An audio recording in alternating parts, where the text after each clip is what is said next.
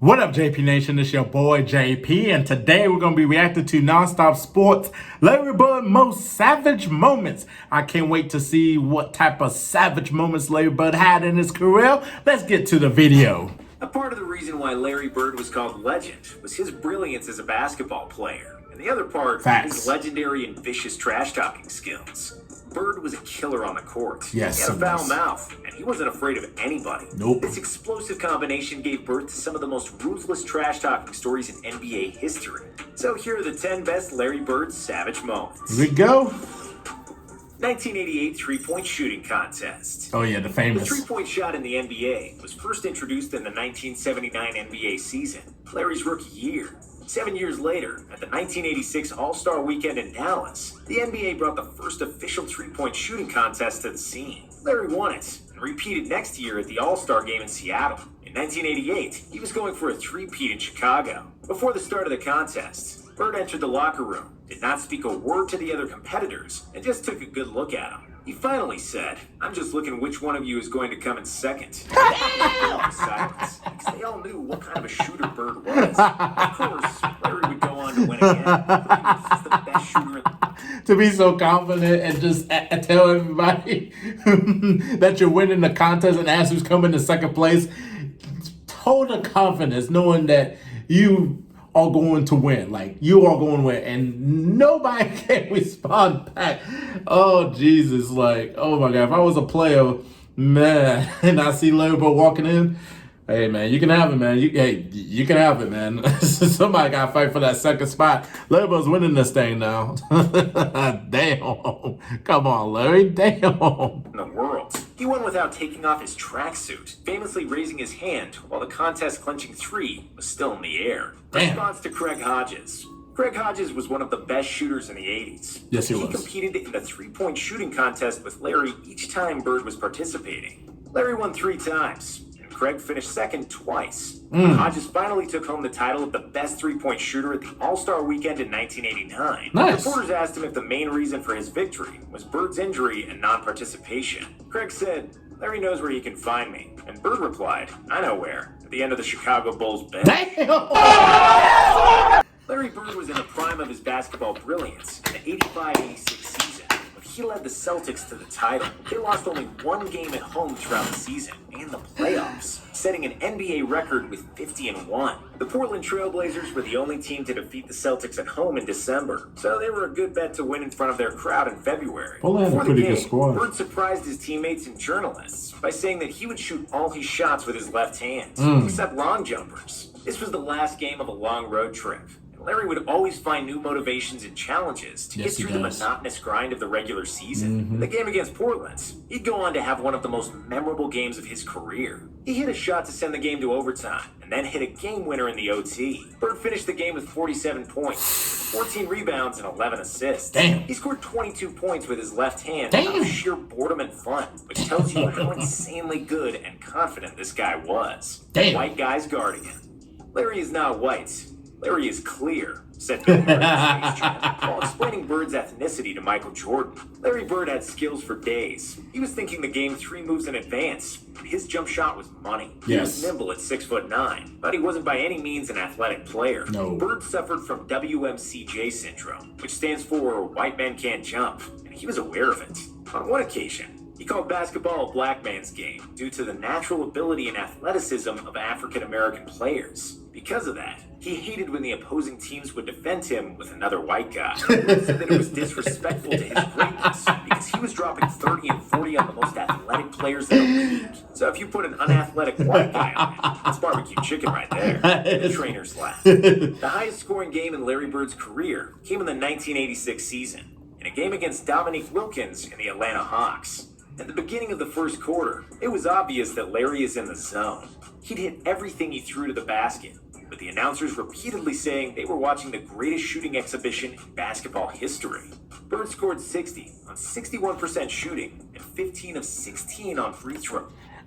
It was March 1985. He got the year wrong as 85. And this was in New Orleans. And like Larry just went crazy because days before, Kevin McHale scored 56, 57 points. I forgot what team he scored 50-something points on. And Larry said, I'm going to beat your record against Atlanta. And he went out there and scored 60 points. I mean, he was just white hot. They had everybody, like, going at him. And he still was hot. Like, he was unstoppable. And was talking junk, too, telling you where it was going to be at. And the Atlanta bench is giving each other high fives, like basically just making fun of their teammates getting their asses cooked by Larry Bird.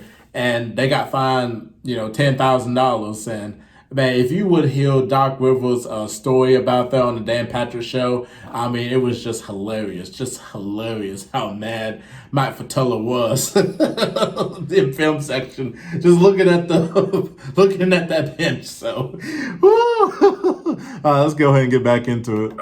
Hitting ridiculous shots over several players.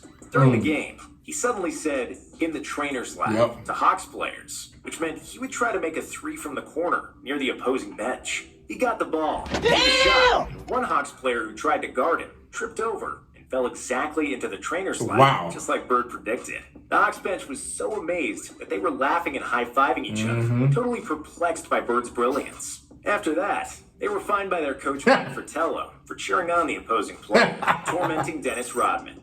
Dennis Rodman was one of the best defenders in NBA history, with quick feet, long arms, and a motor that never shut down. He was a pest, an annoying pest, who never stopped guarding, provoking, and getting into everybody's face. He used to be a nightmare for scorers around the NBA. However, when he was just starting out, he needed to get some schooling from Bird. After Larry scored 4 consecutive shots over Rodman, he opened his mean mouth and started destroying Rodman. Bird started yelling at Rodman's coach, Chuck Daly. Who's guarding me, Chuck? Is anyone guarding me? You better get someone on me or I'm going to go for 60. Rodman was almost superglued to him in an effort to deny him the ball. Bird was at his sarcastic best. I'm open. Hurry up before they notice nobody is guarding me. 1990. Larry Bird loved to play against the Indiana Pacers, where he was always greeted as a king. It was where the hick from French Lick grew up, made his first basketball steps, and took Indiana State University to the 1979 NCAA Finals. That was a great game, and the game Boston played against the Pacers played on December 26, 1990. Will forever be etched in memory of the Pacers shooting guard, Chuck Rifleman Person. The Rifleman. For the game, Person said to the reporters, Rifleman is in the building. I'm going bird hunting today. Off. Bird replied to Person that he has a Christmas present waiting for him. While Chuck sat on a bench during the game, Bird received the ball in the corner and shot a three-pointer. As the ball was flying towards the basket, Bird turned to Person and said, Merry effing Christmas. Came in without touching the rim, torching the Suns bench. The best teams in the NBA often coast through the regular season and can lose their edge and focus when playing against mediocre opponents. In one game against the Phoenix Suns, the Celtics lost a double-digit lead and were trailing by 2 in the final seconds. The Celtics had the possession, and they could tie the game and go to overtime, or win it with a 3. Larry knew his Celtics shouldn't be losing a game to the Suns, and he wanted to play no overtime. So he went to the Suns bench and told all the players and coaches what was about to happen. I'm going to bust a 3 on you guys and just go home. And surprisingly, he lived up to his word. As the ball was still in the air, he turned towards the Phoenix bench and yelled, "Told you so," as the ball was going through the net. Following a shot against Xavier McDaniel. Xavier McDaniel was one of the most notorious NBA players in the 80s. And on the courts, he liked to get physical, like Olivia Newton-John. But he was playing for the Sonics and the Knicks. Nobody was really messing with X-Man. However, Bird was not afraid of a scuffle, and there are multiple stories of Larry participating in bar fights during his NBA career. In a crowded Supersonics arena, Boston and Seattle played a close game tied just 10 seconds before the end. At that point, Celtics coach Casey Jones called a timeout, and Bird confidently told him to just give him the ball and that the others move the hell out of the way. On his way back to the floor, Larry said, "That's exactly where I'll get the ball. I'll score the game winner in your face." Well, X-Man replied, "I know you will get it there. I'm waiting for you." Bird received the ball right where he said he would and made a tough fadeaway shot. After Bird realized there were still 2 seconds left, he told McDaniel, "Damn, I didn't want to leave 2 seconds on the clock." While X-Man walked back to the Sonics bench in disbelief, tormenting a young Clyde Drexler. Before Clyde Drexler came into the NBA, he was one of the best players in college basketball. forming the Half famous liar. Phi Slamma Jamma with Hakeem Half liar. Olajuwon of the University of Houston. Drexler was selected by the Blazers with the 14th pick in the 1983 NBA draft. And even as a rookie, he was already one of the most athletic guys at his position. However, Bird wasn't impressed. When Drexler subbed in the game against the Celtics, he started guarding Bird. Larry smiled at him and mockingly said, "You can't stop me. You're a rookie. You don't know anything." He hit jump shot after jump shot over Drexler before the Blazers coach had mercy on him and subbed him out. Bird was laughing at Clyde on the way to the bench. And that was the end of the video. And Larry Bird just loved to go against rookies. Like it's just, if you just listen to them stories, like he went at like Michael Jordan, you know, when it was like the USA team versus the college players, like, you know, just getting into their heads, man. Larry Bird, like I said before, one of the greatest trash talkers of all time, and the stories are just legendary. Like you could just like listen to Larry Bird stories all day and just put it on repeat, because those are just amazing stories. And for a guy 6'9" that can't really jump, just the fundamentals and the skill set that he had, and able to just back it up and full of confidence too as well, and always motivating himself and always working hard. Man, the Celtics won 3 titles in the 80s, man, and Larry Bird was part of that big Celtics team with Bakel and Parrish, and one of the greatest shooters of all time. So definitely shout out to Larry Bird, just Larry legend, just unbelievable.